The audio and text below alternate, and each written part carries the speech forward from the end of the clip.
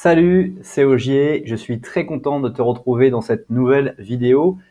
J'avais une très grosse charge de travail ces dernières semaines, voire ces derniers mois dans ma vie personnelle, ce qui fait que j'ai pu enregistrer beaucoup moins de vidéos et j'ai pu prendre surtout du recul sur mes activités en ligne et donc me remettre à faire des vidéos. Aujourd'hui, je vais tenter un nouveau type de format qui signifie pas que je vais arrêter le format que je fais actuellement, mais que je vais continuer à publier des vidéos sur les personnes qui m'inspirent tous les mercredis et que le samedi et le dimanche, je publierai ce type de vidéo comme celle que tu découvres aujourd'hui. Aujourd'hui, je ne vais pas te parler de 1001 trucs, je vais te parler seulement d'un guide destiné aux révolutionnaires du temps. Ton idée, personnellement, si tu as cliqué sur cette vidéo, c'est de pouvoir révolutionner ta vie, avoir du temps disponible, être vraiment dispo pour faire ce que tu as envie. Et ça me parle tellement puisque ces derniers mois et ces dernières semaines, je n'ai vraiment pas pu faire autre chose que lancer un projet collectif dans lequel je suis professionnellement. Et je me suis astreint à travailler exclusivement sur ce projet-là, mettant en parenthèse différentes choses. Alors évidemment, c'est très intéressant parce que comme toutes les choses qu'on peut rentrer dans notre vie, quand on lance un nouveau projet, au départ, quand c'est parti, on est très content. D'un coup, on se retrouve à y galérer. Ensuite, ça marche. Ensuite, ça marche pas. Ensuite, on est au top. Ensuite, on a presque envie d'abandonner. Et ensuite, on est très content de ce qu'on réalise. Aujourd'hui, je partage avec toi 7 astuces dans cette vidéo dans lesquelles tu vas pouvoir découvrir comment révolutionner ton temps. La première astuce que je vais partager avec toi, c'est faire l'effort mental de dissocier l'effort et la récompense. C'est quelque chose qui, je pense, tu as déjà vu, mais on aime déjà se dire, avant même de commencer quelque chose de nouveau, après l'effort, le réconfort. C'est quelque chose même qui est très français, très Frenchy peut-être, de dire que justement, eh bien, avant même qu'on commence quoi que ce soit, on va se lancer directement dans ce type de choses.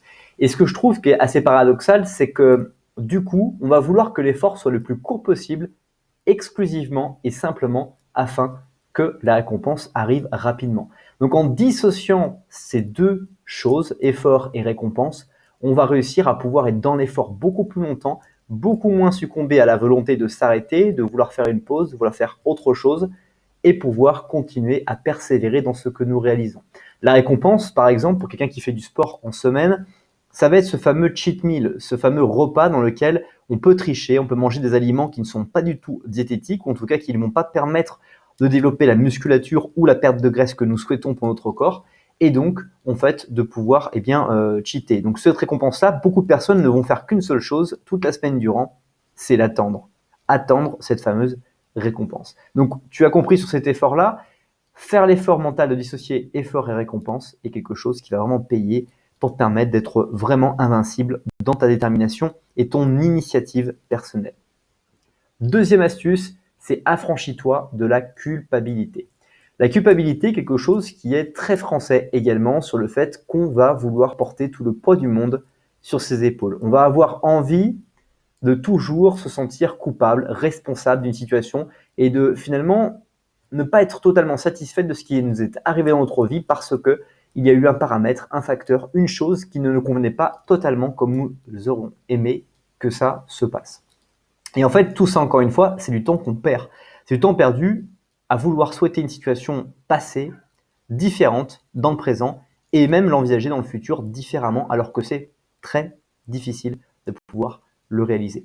La culpabilité, c'est aussi cette façon qu'on va avoir tous de toujours et encore, et bien voilà, être frustré de nos résultats parce qu'on ne veut pas finalement, on croit finalement qu'on aurait pu faire mieux.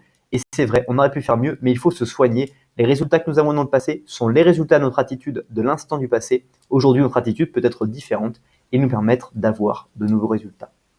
Troisième astuce, c'est libérez-vous des obligations imposées par les autres. Tu l'as certainement remarqué, mais lorsqu'une réunion ou quelque chose est imposé par les autres, ta motivation, ta stimulation, ton envie, ton ambition à aller dans cet événement-là est vraiment différente que quand tu organises toi-même les choses.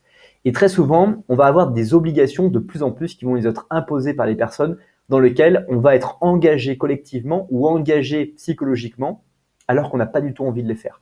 Et ça, c'est quelque chose qui va vraiment être pénible, c'est de se retrouver esclave de ce type d'obligation imposée par les autres. Vous n'allez pas être obligé de faire quelque chose. Vous avez le choix dans votre vie, vous avez le choix de tout faire naturellement. ça va avoir des répercussions. Vous avez une responsabilité face à ces choix éventuellement que vous devrez porter si vous ne respectez pas ces obligations qui vous sont imposées, mais vous avez toujours le choix. Et le choix, ça permet de libérer de l'énergie à pouvoir être disponible sur des projets qui vous intéressent, dans lesquels vous avez envie d'œuvrer et dans lesquels vous avez vraiment envie d'impacter les autres. Quatrième astuce, c'est faire fi des conventions et soyez excentrique dans votre utilisation du temps.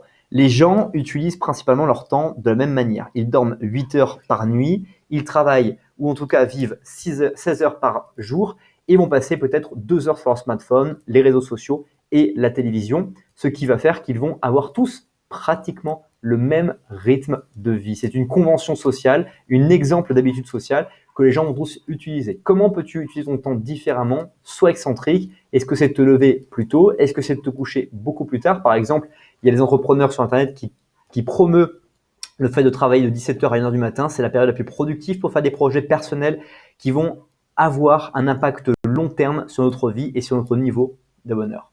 Cinquième astuce, mettre le doigt sur les 20% d'efforts qui vous apportent 80% de votre résultat dans votre vie. C'est-à-dire qu'il y a finalement dans cette loi Pareto, comme on peut la constater, c'est que dans notre vie, 20% des efforts apportent 80% de résultats. Quels sont ces 20% qui vous apportent ces 80% de résultats?